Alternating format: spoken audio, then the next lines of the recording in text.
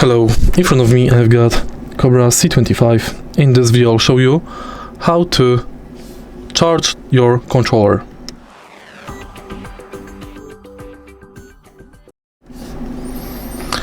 In the original package we get the cable for charging with two special separate USB-C cables. In order to charge your controllers, take a look at the bottom of it. Right here on the side of each controller we've got two USB-C ports. Simply connect cable to the ports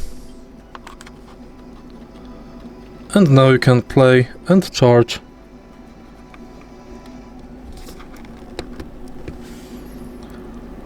If you find this video helpful, please leave a like, comment and subscribe.